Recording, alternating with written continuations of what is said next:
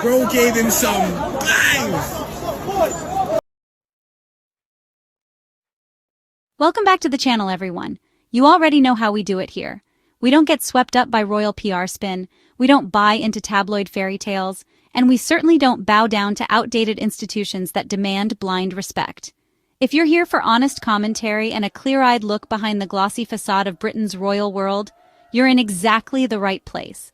Hit that subscribe button, because today's topic is a textbook example of why those carefully crafted illusions are falling apart faster than ever. Let's get into it. Now, this week's headlines could have been ripped straight out of a comedy sketch. Except this was no joke.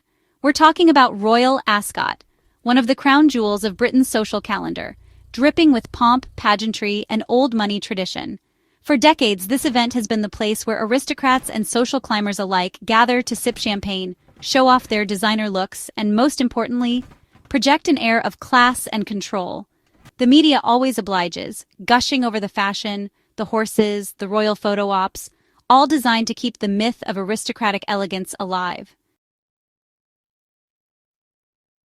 And yet here we are, in 2025, with a full-on brawl breaking out right in the heart of this so-called refined spectacle. Not in a late-night pub, not in the streets, but front and center, in the Ascot grandstand. Two men, decked out in top hats and morning suits, throwing punches like they're auditioning for a prize fight. And this tells us far more than just tempers running high. First of all, make no mistake, Royal Ascot is not just about horse racing. It's an unofficial royal showcase, a PR platform for the monarchy. It's an annual reminder to the public that the British aristocracy supposedly stands for elegance, order, and civility. This year, that image was shattered in a matter of minutes, and the whole thing was caught on camera. In an era where a single video clip can circle the globe in seconds, you'd think the palace and their allies would have realized, you can't control this narrative anymore. Within moments, footage of the fight flooded social media. Different angles, countless eyewitness clips. The internet saw it, the world saw it.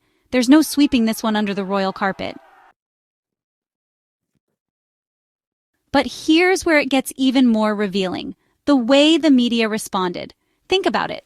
The very same tabloids that explode with outrage if Meghan Markle dares wear the wrong shade of nail polish, or if Prince Harry speaks openly about mental health, suddenly went quiet when an actual fistfight broke out at a royal-adjacent event. The hypocrisy is glaring. Instead of outrage, the headlines were full of euphemisms. An unfortunate incident. A brief moment of tension. Some guests became animated. Come on. If Harry had merely sneezed the wrong way in public, we'd be drowning in shrieking headlines about royal disgrace. But here, actual violence, and suddenly it's all about isolated moments. Where's the outcry? Where's the pearl-clutching condemnation?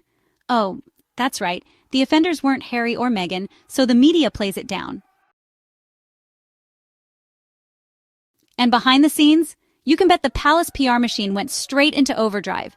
You can almost hear the calls. Flood the feed with fashion photos. Get those charity stories out as soon as possible. Shift the narrative, the usual playbook.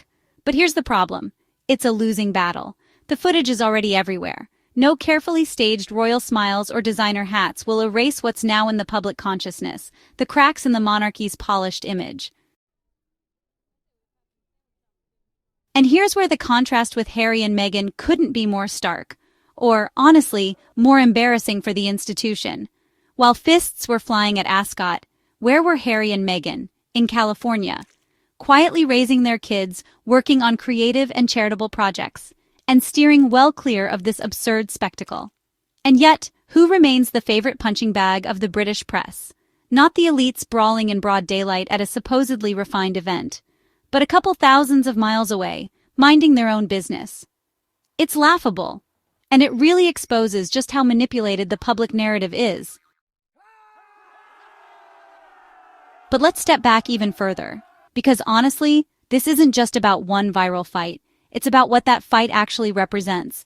The monarchy and aristocracy depend entirely on an illusion, the belief that these individuals are somehow more refined, more worthy, more dignified than the rest of us. That's what justifies their immense privilege, their taxpayer-funded lifestyles. Strip away that illusion, and really, what's left? A grandstand brawl shows us exactly what's left. Ordinary people with ordinary flaws. In this case, very public ones. No amount of titles or tailoring can change that. And honestly, every time moments like this surface, the harder it becomes to maintain the illusion. So now ask yourself, who's really showing dignity here? The so-called aristocracy caught fighting in public? The spin doctors scrambling to bury the story? Or Harry and Meghan, who stepped away from this nonsense and built a life based on actual values, not empty appearances? Actions always speak louder than PR spin. And once again, it's Harry and Meghan who come across as the adults in the room, while the palace and its defenders reveal their true priorities. So next time you hear the media preaching about who's a threat to the monarchy's reputation, remember this story. Remember the footage. Remember who's clinging to tired traditions, and who's actually living with integrity and grace. That's it for today. If you found this eye-opening, hit that like button and subscribe for more truth-telling on the Royal Circus. And as always, stay sharp, keep questioning, and I'll see you in the next one.